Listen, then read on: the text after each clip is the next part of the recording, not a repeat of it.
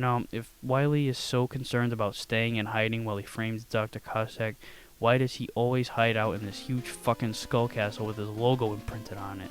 I mean, it's not exactly inconspicuous. Anyway, the first Wily level consists of a shitload of hard hats. Seriously, the first whole half of the stage is nothing but hard hats. Even once you cross the checkpoint and you go underwater and have to deal with this narrow hallway of spikes, there's still no enemies other than hard hats. You do have to be careful here though, maneuvering your way between the spikes, especially on this one jump in particular where you have to get just the right amount of height to avoid the spikes. Once that's over, everyone's favorite signature Mega Man obstacle is next, and something we haven't seen throughout the whole game yet, the mysterious appearing blocks. The first pattern is pretty easy, but there is a robotic saw on the floor below, so you may want to just waste him away with the drills in case you fall. The next pattern up here isn't so bad either, but there are spikes below, which is much worse than the saw because it's instant death. If you have trouble with it, just take the jet over.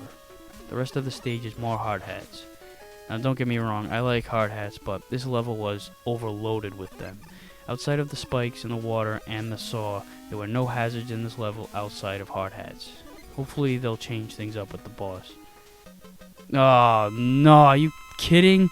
A giant hard hat? And it's not the only hard hat either. Its main and only attack is jumping, causing the ground to shake upon its landing, which freezes you and rains down a bunch of its kids. Your attacks will connect only when the eyes are exposed, so fire the ring boomerang at him once he pops up. Slide under or away from him when he jumps, and leap off the ground when he lands so you don't get stuck in place and you can avoid the regular hard hats easier. At the beginning of the second stage, slide through the second gap from the top so you don't fall into the spikes. When you get here, use the balloon adapter to get the E-tank up here and then fall through the gap on the right side, and it's easier to deal with the worms than it is to waste away the drill bombs on the saws. Boss is this robot that fires off large balls in an arc pattern and flames straight ahead. The only way to hit his weak point, the flashing green light, is to get up onto these gliding platforms.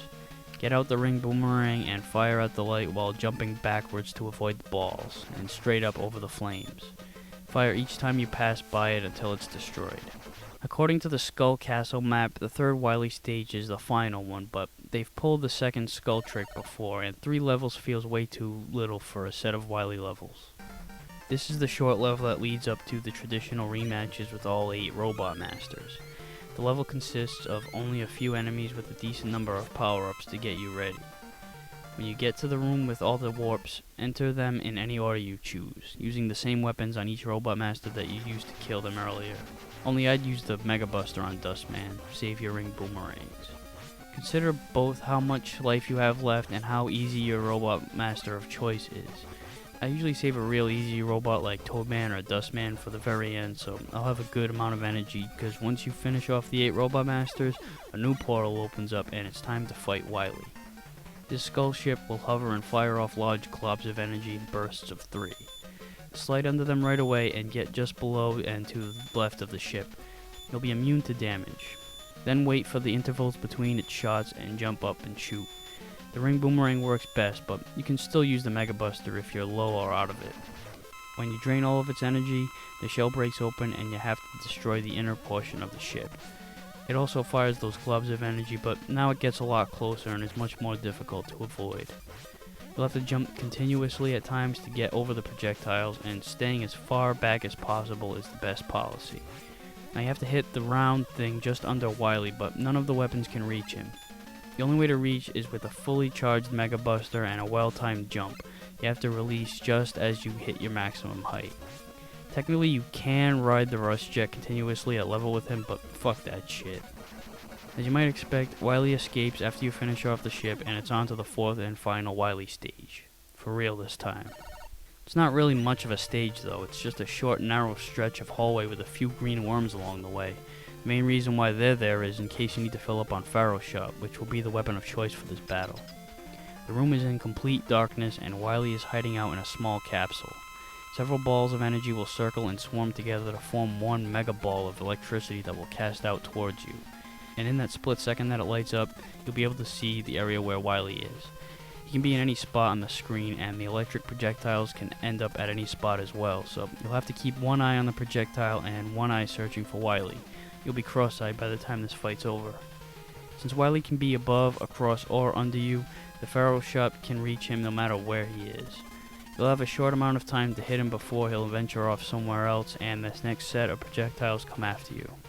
The charged up Pharaoh Shot will do more damage but will drain more ammo, so do it if you trust your timing and aim.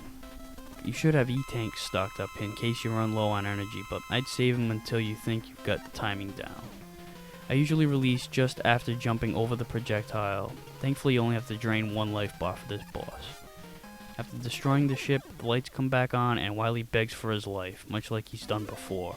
But Mega Man lets his guard down and Wily escapes out the back door, setting off the self-destruct system to wipe out another skull castle he had to go and build.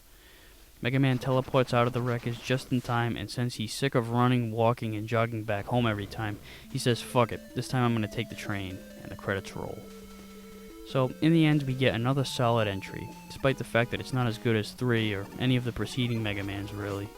In fact, Mega Man 4 gets a pretty bad rep, mainly because it's probably the biggest drop-off from its predecessor throughout the 8-bit era. Plus, this was when everything started going downhill. The series wouldn't evolve much from here on out on the NES at least.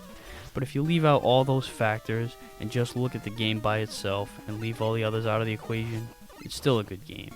It just doesn't quite deliver to the high bar that's been raised. And that wraps up this edition of Aqualung's Game Reviews. See you next time.